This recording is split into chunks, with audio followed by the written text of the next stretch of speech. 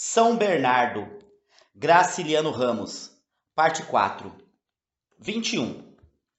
Pois, apesar das precauções que tomamos, do asbesto que usamos para amortecer os atritos, veio nova desinteligência, depois vieram muitas. Pela manhã, Madalena trabalhava no escritório, mas à tarde saía a passear, percorria as casas dos moradores. Garotos empalamados e beiçudos agarravam-se às saias dela. Foi à escola, criticou o método de ensino do Padilha e entrou a amolar-me reclamando um globo, mapas, outros arreios que não menciono porque não quero tomar o incômodo de examinar ali o arquivo. Um dia, distraidamente, ordenei a encomenda. Quando a fatura chegou, tremi. Um buraco, 6 contos de réis, 6 contos de folhetos, cartões e pedacinhos de tábua para os filhos dos trabalhadores. Calculem! Uma dinheirama tão grande gasta por um homem que aprendeu leitura na cadeia, em cartas de ABC, em almanacs, numa bíblia de capa preta, dos bodes. Mas contive-me porque tinha feito tensão de evitar dissidências com minha mulher e porque imaginei mostrar aquelas complicações ao governador quando ele aparecesse aqui. Em todo caso, era despesa supérflua. Assinei a duplicata, pus o chapéu e saí. Ao passar pelo estábulo, notei que os animais não tinham ração. Isto vai mal. E gritei, Marciano! Gritei em vão. Desci a ladeira com raiva. Lá embaixo, à porta da escola, descobri Marciano, escanchado num tamborete, taramelando com o Padilha. Já para suas obrigações, safado. Acabei o serviço, seu Paulo, gaguejou Marciano, perfilando-se. Acabou nada. Acabei, sim, senhor. Juro por esta luz que nos alumia. Mentiroso. Os animais estão morrendo de fome, roendo a madeira. Marciano teve um rompante. Ainda agorinha os coxos estavam cheios. Nunca vi gado comer tanto. E ninguém aguenta mais viver nesta terra. Não se descansa. Era verdade, mas nenhum morador me havia ainda falado de semelhante modo. Você está se fazendo besta, seu corno! Mandei-lhe o braço ao pé do ouvido e derrubei-o. Levantou-se zonzo, bambeando. Recebeu mais uns 5 tompassos e levou outras tantas quedas. A última deixou-o esperneando na poeira. Enfim ergueu-se e saiu de cabeça baixa, trocando os passos e limpando com a manga o nariz que escorria sangue. Estive uns minutos soprando, depois voltei-me para o Padilha. O culpado é você. Eu? Sim, você que anda enchendo de folhas as ventas daquele sem vergonha.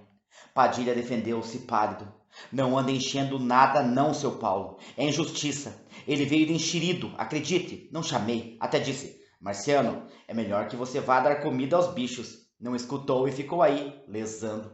Eu estava enjoado, por Deus do céu, que não gosto da cara desse moleque. Ia pregar uma descompostura, mas avistei Madalena, que no paredão do açude se virava para as ruínas do Marciano. Fui ao encontro dela resmungando. Insolente! Dá-se o pé e quer tomar a mão. Mas a cólera tinha desaparecido. O que agora me importunava nas caixas com material pedagógico inútil nesses cafundós. Para que aquilo? O governador se contentaria se a escola produzisse alguns indivíduos capazes de tirar o título de eleitor.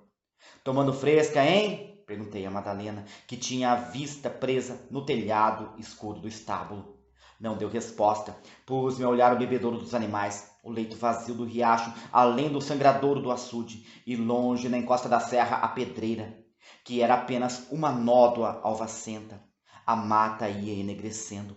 Um vento frio começou a soprar. As últimas cargas de algodão chegaram ao descaroçador. Houve um apito demorado e os trabalhadores largaram o serviço. Consultei o relógio.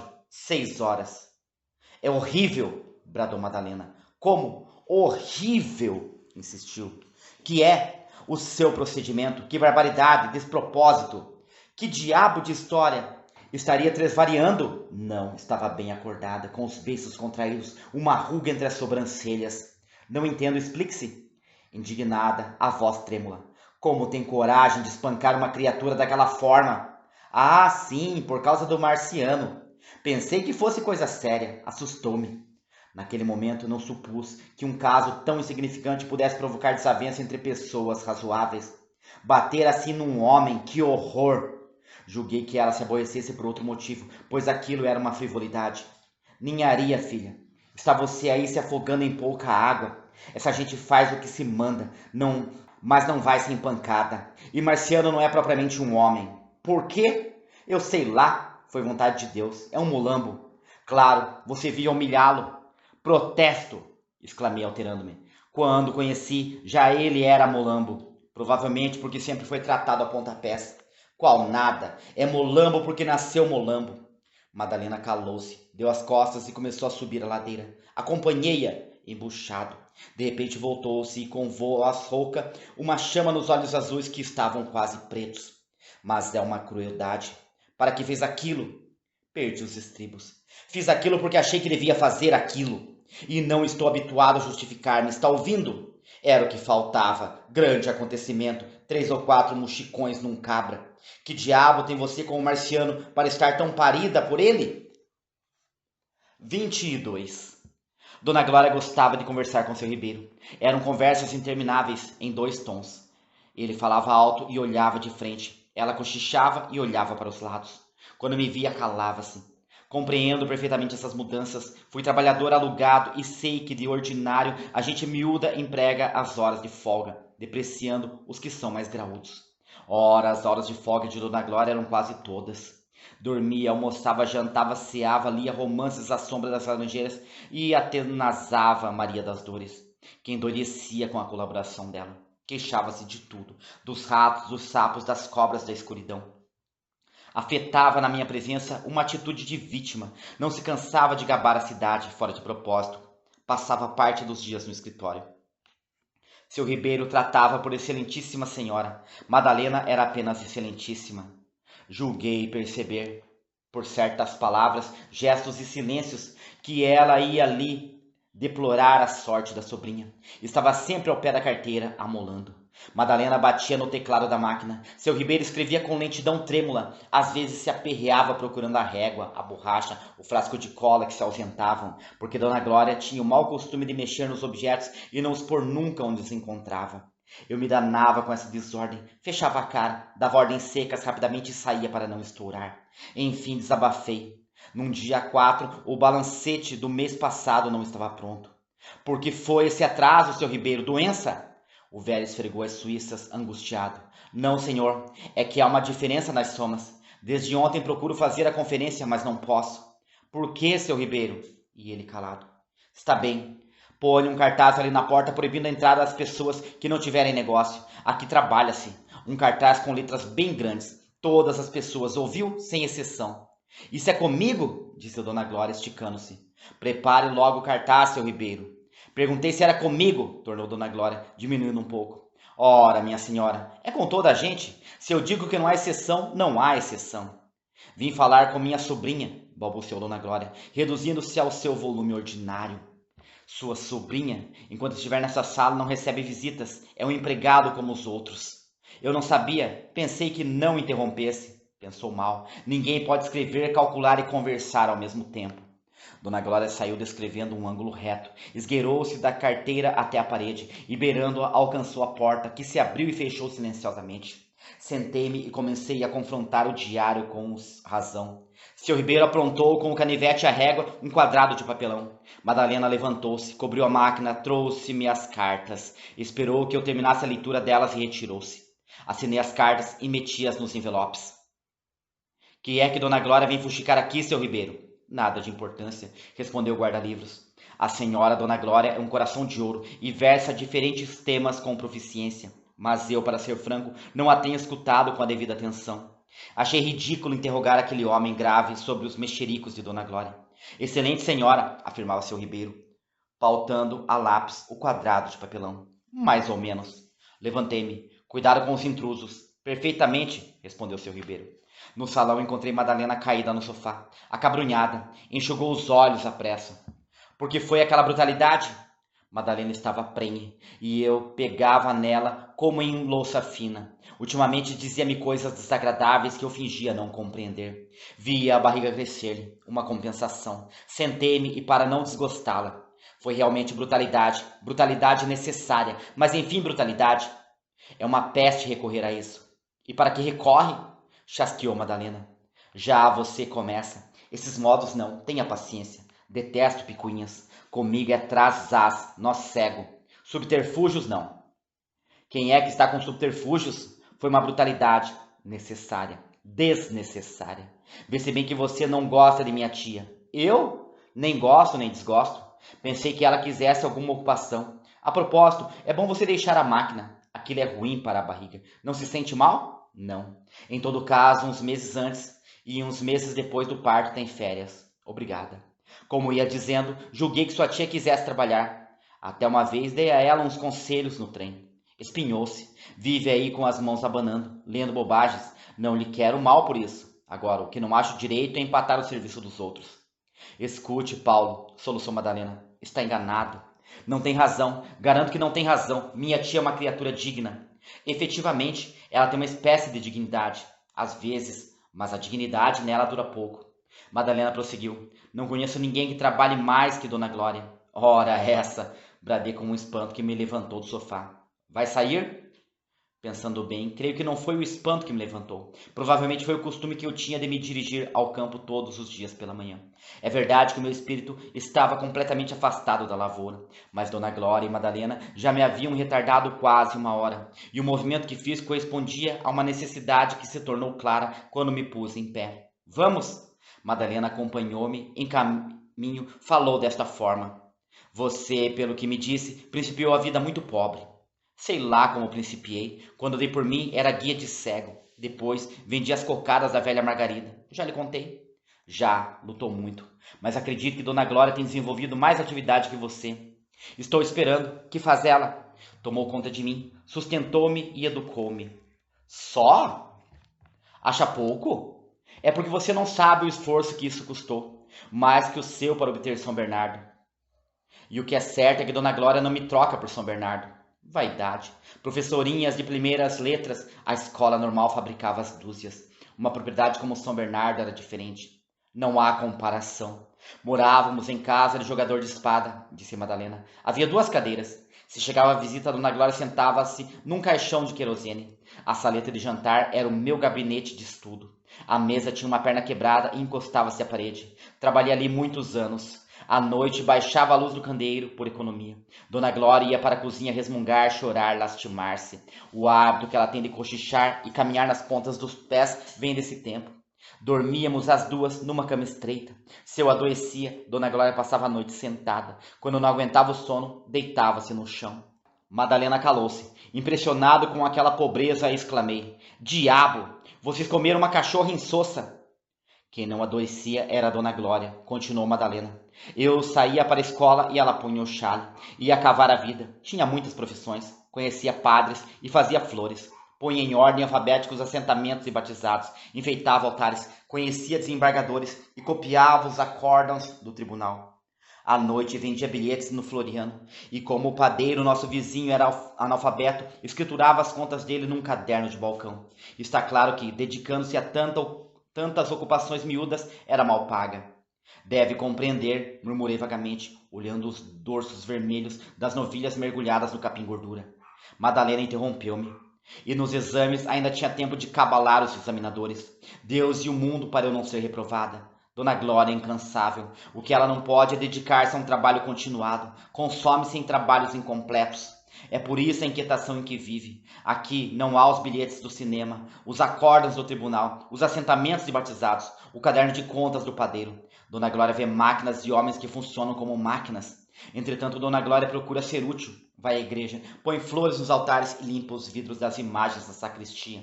Tenta cozinhar e não se entende com Maria das Dores. Oferece-se para ajudar seu ribeiro. Já experimentou escrever em máquina.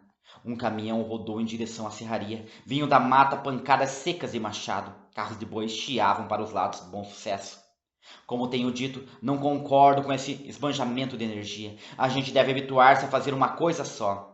Dona Glória nada ganharia se aperfeiçoasse em vender bilhetes no cinema ou escrever os batizados.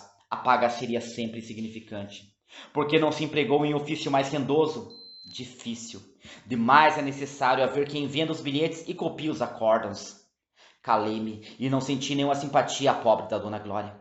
Continuei a julgá-la uma velha bisbilhoteira e de mãos lastimáveis, que deitavam a perder o que pegavam. Aquelas ocupações espalhadas aborreciam-me. Levantei os ombros e, para não descontentar Madalena, pode ser que você tenha razão. Eu discordo, mas, enfim, cada qual tem lá o seu modo de matar pulgas. 23.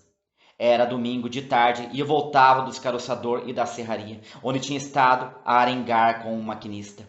um volante empenado e um dínamo que emperrava. O homem prometera endireitar tudo em 2 dias. Contratempo, montes de madeira, algodão enchendo os paióis, desleixados. À beira do riacho, topei a velha Margarida sentada numa pedra, lavando as canelas finas como gravetos. Boa tarde, mãe Margarida. Louvado seja nosso Senhor Jesus Cristo, respondeu a negra, procurando reconhecer-me com o nariz e com a orelha. Descobriu-me entre cheiros e ruídos. Hã? Como vai isso, mãe Margarida? A saúde? Aqui vamos dando, meu filho.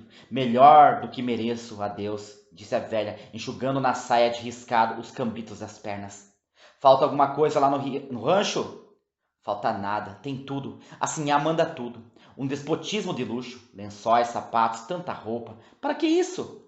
Sapato no meu pé não vai. E não me cubro. Só preciso de uma esteira. Uma esteira e o fogo. Está direito, mãe Margarida. Passe bem. E saí agastado com Madalena. Avistei na outra banda Marciano, que tangia o gado. Espera lá! Atravessei a pinguela e fui ver o último produto Limosino Caracu. Magreirão. Não estava, mas achei que estava. Não me responda. Entupa-se. A culpada era a Madalena, que tinha oferecido a Rosa um vestido de seda. É verdade que o vestido tinha um rasgão, mas era disparate. Deitasse fora, foi o que eu disse a Madalena. Se estava estragado, era deitar fora. Não é pelo prejuízo, é pelo desarranjo que traz a esse povinho um vestido de seda. Madalena respondeu-me com 4 pedras na mão, e ficamos de venta enxada uma semana. Eu, por mim, remoí um rancor excessivo. O telhado da serraria era uma nódoa vermelha que as chuvas aqui e ali haviam tingido de preto. Na outra margem do riacho, a cabeça curvada de Margarida mexia-se lentamente por cima das hastes do capim, e subindo uma vereda, a figurinha de Marciano colava-se às reses. Estúpida! Exclamei com raiva. E pensei no vestido da Rosa, nos sapatos e nos lençóis da velha Margarida. Desperdício! Depois recordei o volante e o dínamo. Estúpida! Está visto que Madalena não tinha nada com o descaroçador e a serraria, mas naquele momento não refleti nisso. Misturei tudo e a minha cólera aumentou. Uma cólera despropositada. Esqueci os presentes que, há alguns anos, a Rosa me comeu. Pó de arroz, voltas de conta. E as despesas que fiz com Margarida. Até automóvel ao sertão. Até clichês para o jornal do Gondim. O que me pareceu foi que Madalena estava gastando à toa. À toa, percebem? Repeti para convencer-me. À toa. Desperdício. Por cima do capim gordura já não se via a cabecinha branca de Margarida. Num cotovelo do caminho, o vulto de Marciano tinha desaparecido. Com o descambar do sol, o telhado da serraria estava mais vermelho. Não seria mal despedir o maquinista. Que gente! Concentrei-me no caso do dínamo, que era o que me havia predisposto a considerar. Prodigalidades, os sapatos, os lençóis e o vestido de seda. Depois tranquilizei-me. Arredar o maquinista, sim senhor, boa solução. Demorei-me um instante, vendo um casal de papa-capins namorando escandalosamente. Uma galinhagem desgraçada. Dentro de alguns dias, aquilo se descasava. Cada qual tomava seu rumo, sem dar explicações a ninguém. Que sorte! E dirigi-me à casa. No alpendre, Madalena, Padilha, Dona Glória e seu Ribeiro conversavam. Com a minha chegada, calaram-se. Puxei uma cadeira e sentei-me longe deles. Era possível que a palestra não me interessasse, mas suspeitei que estivessem falando mal de mim. Provavelmente Dona Glória sempre com segredinhos ao ouvido do seu Ribeiro, e Madalena escutando o Padilha. O Padilha, que tinha uma alma baixa, na opinião dela, para o inferno, tão bom eram um com o outro. Entretidos, animados, conspiração. Talvez não fosse nada, mas para quem, como eu, andava com a pulga atrás da orelha, aborrecia. Estavam constrangidos, certamente adivinhando o que eu pensava. Padilha mastigava com os dentes estragados, o sorriso serviu. Levantei-me, encostei-me à balustrada e comecei a encher o cachimbo, voltando-me para fora, que no interior da minha casa tudo era desagradável. No fim do pátio, o moleque passou, com um bulldog na mão. Estava ali para que servia a escola. Vadiando, matando passarinhos, num dia de descanso. Bom para soletrar a cartilha e riscar papel. 6 contos de tábuas, mapas, quadros e outros enfeites de parede. 6 contos. Carrancudo, olhei de esguela para Madalena, que ficou sossegada, como se aquilo não tivesse sido feito por ela. Acendi o cachimbo furiosamente e procurei distrair-me. O rancho de Margarida escondia-se entre as folhas das bananeiras. Marciano saiu do estábulo e veio vindo, banzeiro, derreando-se. Diante da casa grande, tirou o chapéu e escondeu o cigarro.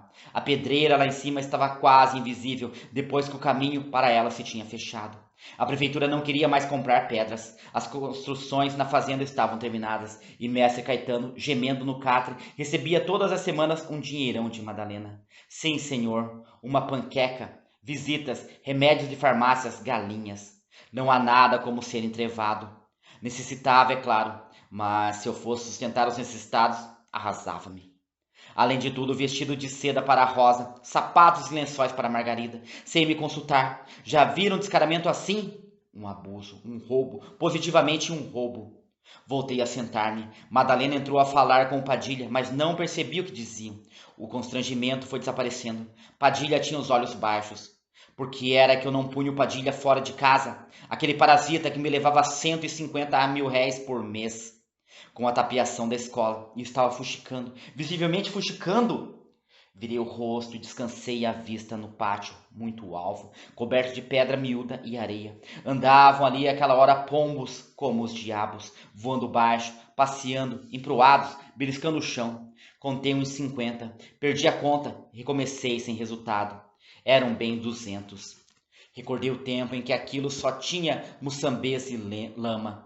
O riacho, um pouco de água turva no sulco estreito e tortuoso, derramava-se pela várzea, empapando o solo, e as cercas do Mendonça avançando. Que diferença!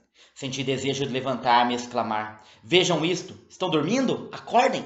As casas, a igreja, a estrada, o açude, as pastagens, tudo é novo. O algodoal tem quase 1 légua de comprimento e meia de largura.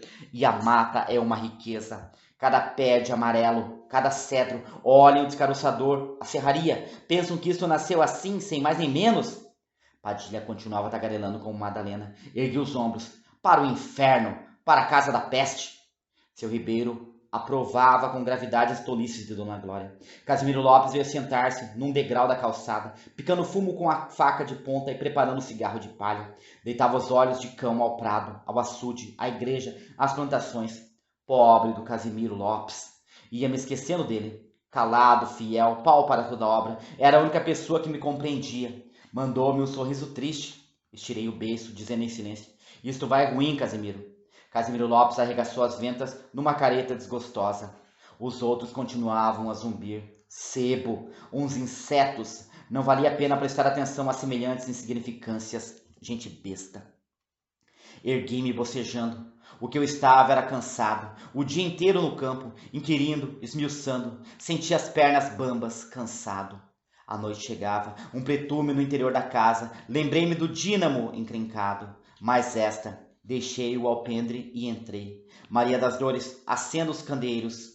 O pequeno berrava como bezerro desmamado. Não me contive. Voltei e gritei para Dona Glória e Madalena: vão ver aquele infeliz! Isso tem jeito! Aí na prosa, e pode o mundo vir abaixo, a criança esguelando-se. Madalena tinha tido menino. 24. Fazia 2 anos que eu estava casado, e por isso João Nogueira, Padre Silvestre e Azevedo Gondim jantavam conosco. Ora, exatamente nesse dia, repreendi Padilha, e ele me gaguejou umas desculpas, a que não liguei importância, mas que depois de algumas horas cresceram muito. Ô Padilha, chegue cá! Disse-lhe de manhã no jardim, onde ele colhia flores. Ninguém aqui está preso. Se o serviço lhe desagrada, é arribar. Por que, seu Paulo? Exclamou Luiz Padilha, atordoado. Ora, porque apanhando flores, homem. Olha o relógio.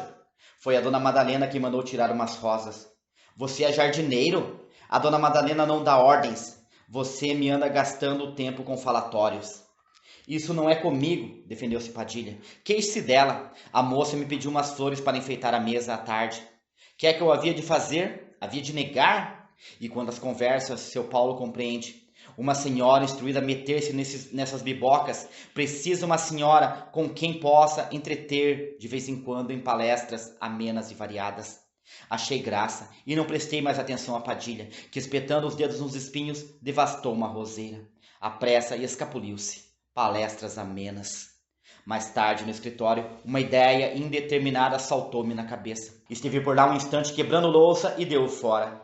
Quando tentei agarrá-la, ia longe. Interrompi a leitura da carta que tinha diante de mim e, sem saber porquê, olhei Madalena desconfiado.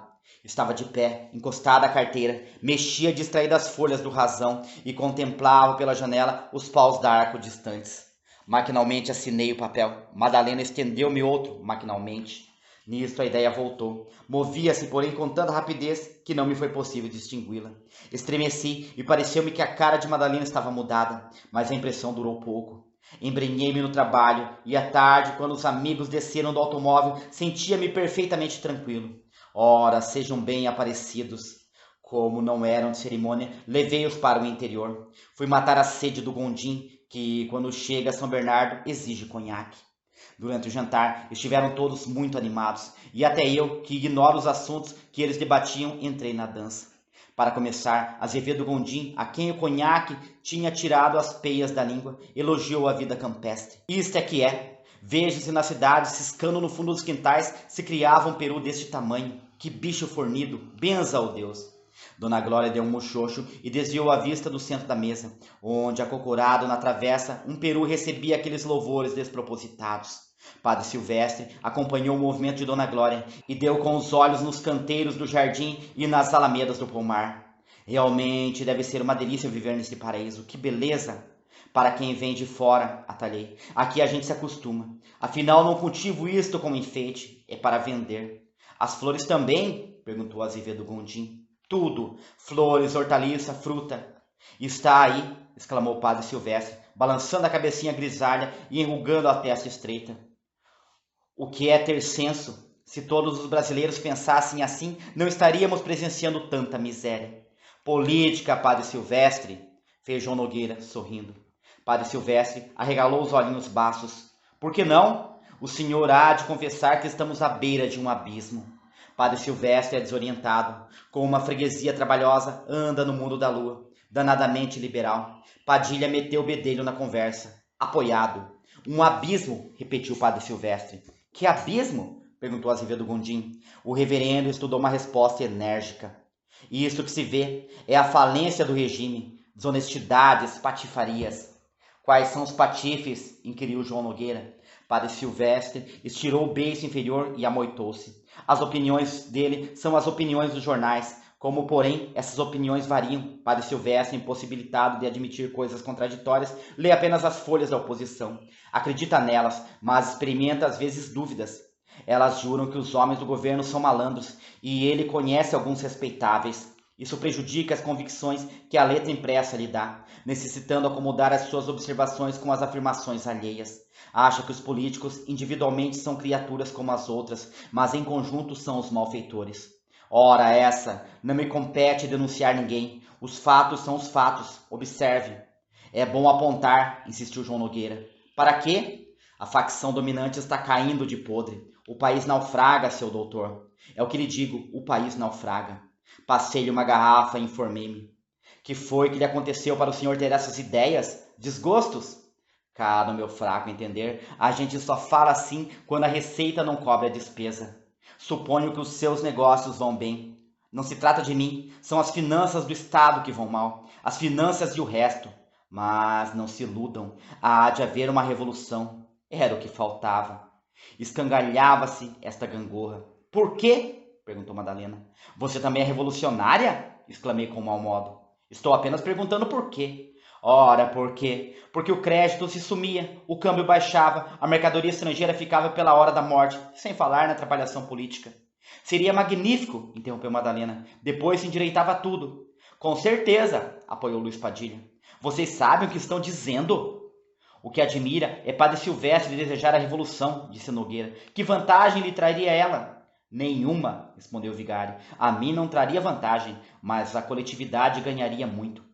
Esperem por isso, atalhou Azevedo Gondim. Os senhores estão preparando uma fogueira e vão assar-se nela. Literatura, resmungou Padilha. Literatura não, gritou Azevedo Gondim. Se rebentar a encrenca, há de sair boa coisa, hein, Nogueira? O fascismo. Era o que vocês queriam.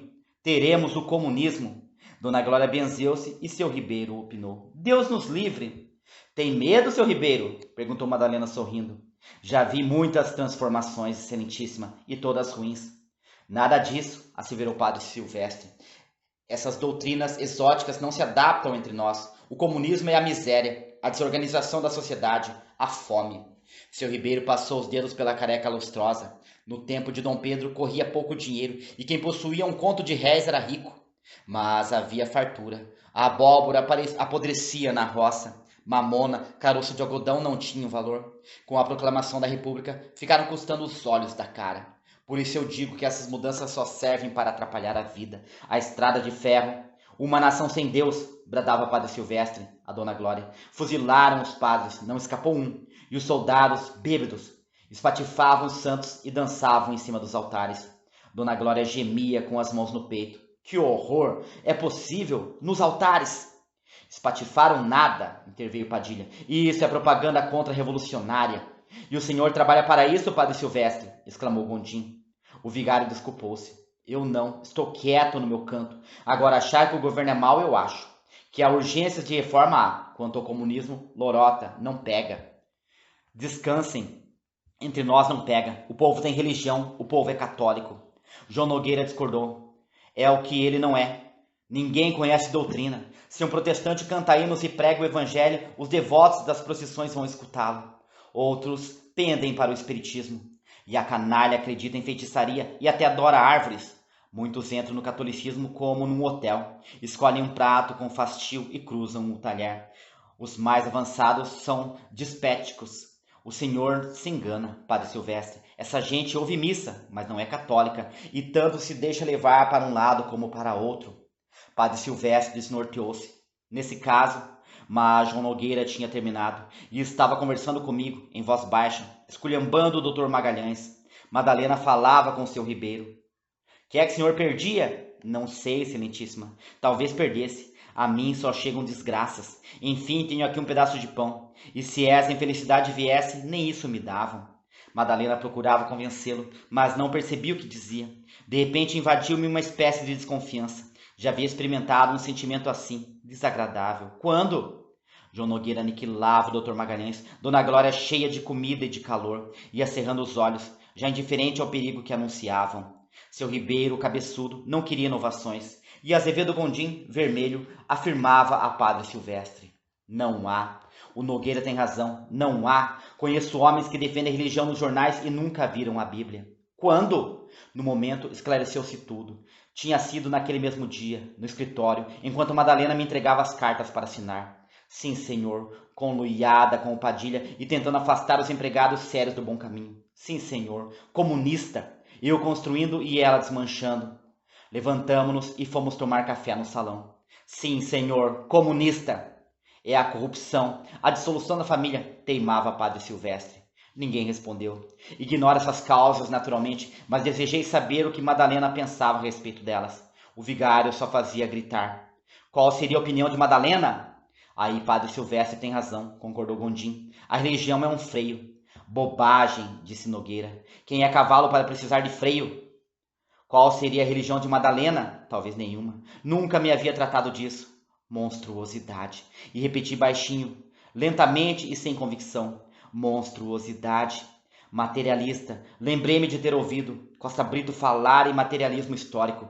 Que significava materialismo histórico?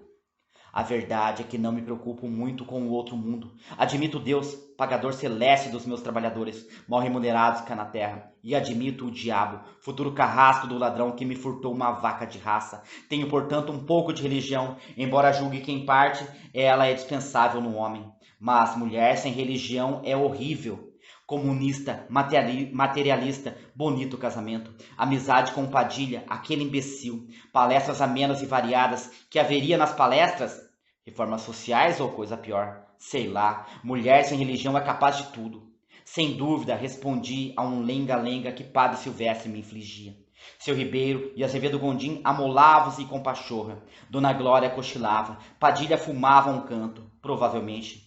Creio que disse disparate, porque Padre Silvestre divergiu e sapecou-me uma demonstração incompreensível. Procurei Madalena e avistei-a derretendo-se e sorrindo para o Nogueira num vão da janela. Confio em mim, mas exagerei os olhos bonitos do Nogueira, a roupa bem feita, a voz insinuante. Pensei nos meus 89 quilos, neste rosto vermelho de sobrancelhas espessas. Cruzei descontente as mãos enormes, cabeludas, endurecidas em muitos anos de lavoura. Misturei tudo ao materialismo e ao comunismo de Madalena e comecei a sentir ciúmes. 25. Comecei a sentir ciúmes. O meu primeiro desejo foi agarrar o Padilha pelas orelhas e deitá-lo fora a pontapés, mas conservei-o para vingar-me. Arredei-o de casa, a bem dizer, prendi-o na escola. Lá vivia, lá dormia, lá recebia alimento, boia fria num tabuleiro.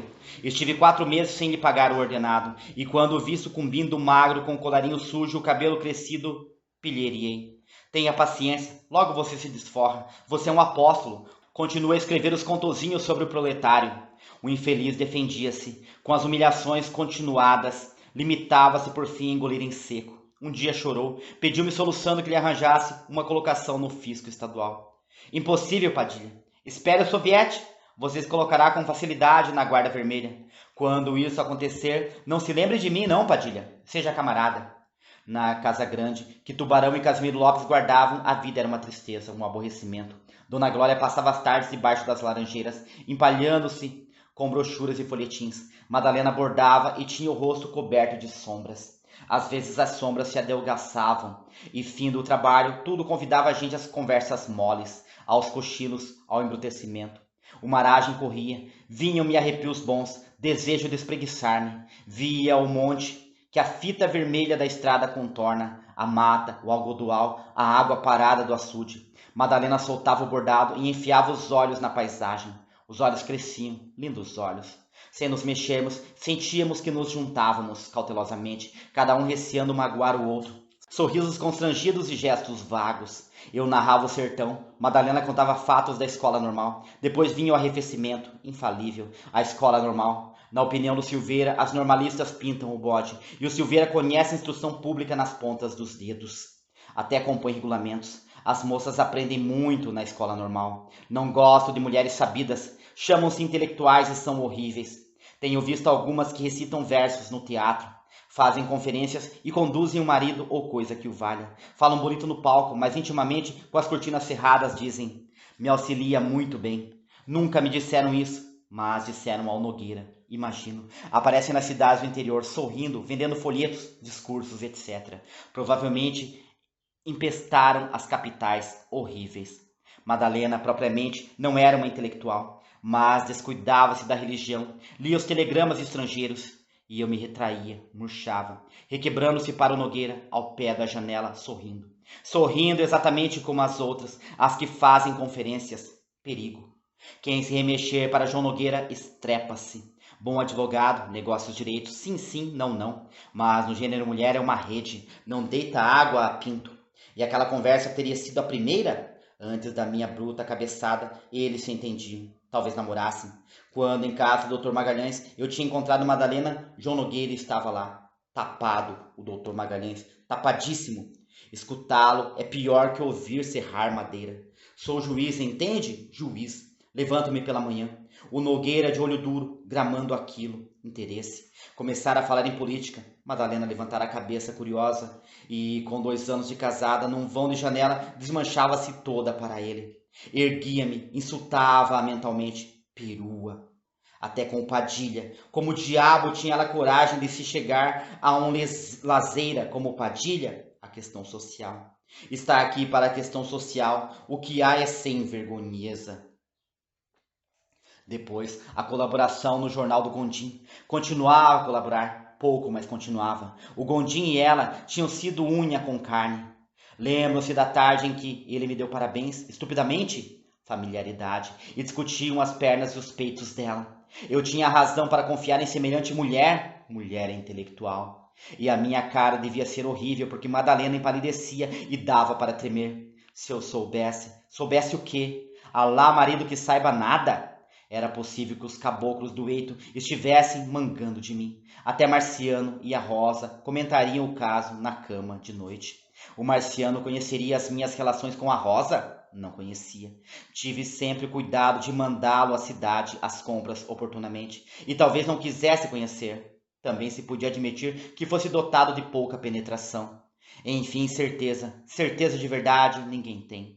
Que diria seu Ribeiro? Que diria Dona Glória?